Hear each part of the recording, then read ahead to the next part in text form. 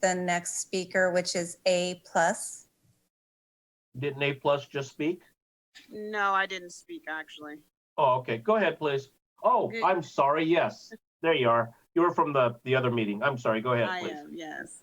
Hi, guys. Good evening. I just wanted to touch bases on a civilian oversight committee. And I know that there are different organizations that are working towards an oversight committee, but what the issue that I'm having is that, the impacted family members of people who have been murdered by police have not been brought to the table to have the discussion, to have a voice, to speak on policy with regard to criminal activity within the Vallejo Police Department. So I just feel that it's important for the public, the families that are impacted, and all the various organizations that are working towards an oversight committee within the city of Vallejo to be able to have a voice.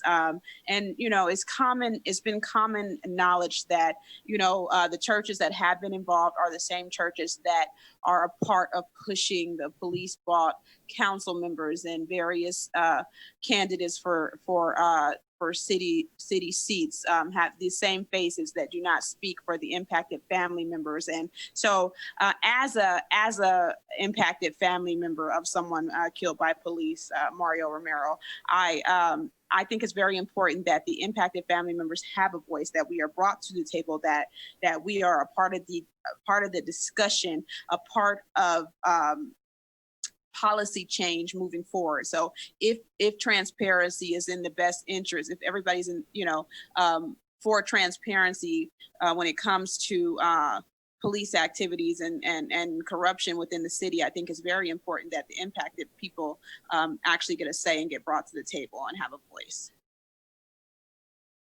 Thank you. Thank you. Okay, and our final speaker, please. The final speaker is Robert Reason. Please go ahead. Good evening, Mayor. Robert Reason from the Frontline Activist Movement, fam. First of all, our fight against injustice is not a game, and I refuse to play battle of organizers of who does more than the other and so forth. We discuss leadership, but we need to let it be known that leadership of Vallejo has been compromised and is consistently failing our community. I am Vallejo raised. I started at Head Start on Solano Avenue to the hallways of Hogan High School. I come from a strong black family who has helped pillar this city. My grandfather was one of the original 21ers who paved the way for the black community to even exist in Vallejo.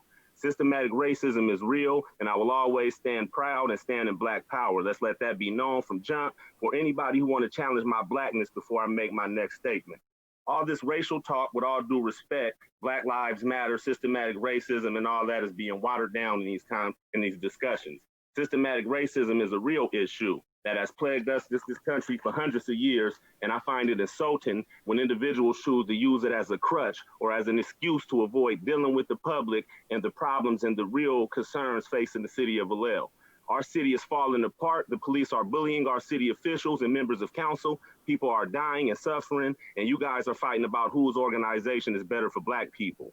I'm going to end by saying any public oversight or discussions dealing in police reform or the community's concerns and needs must be led and must include members of the community who represent those concerns and those needs. If there is no input or involvement from those who are directly impacted, then this whole deal, discussion, or plan, or whatever we calling it, is just the same clown show we've been watching since the closure of Mare Island.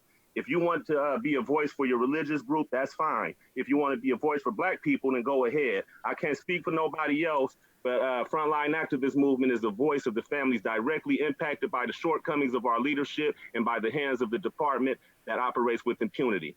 So you don't need a pastor to get a hold of us. Please reach out. We're open for discussion, and we're here. Thank you. Thank you. Okay, that's our final speaker, correct? Yeah. Okay, thank you, Ann. Okay, so let's move on with the agenda.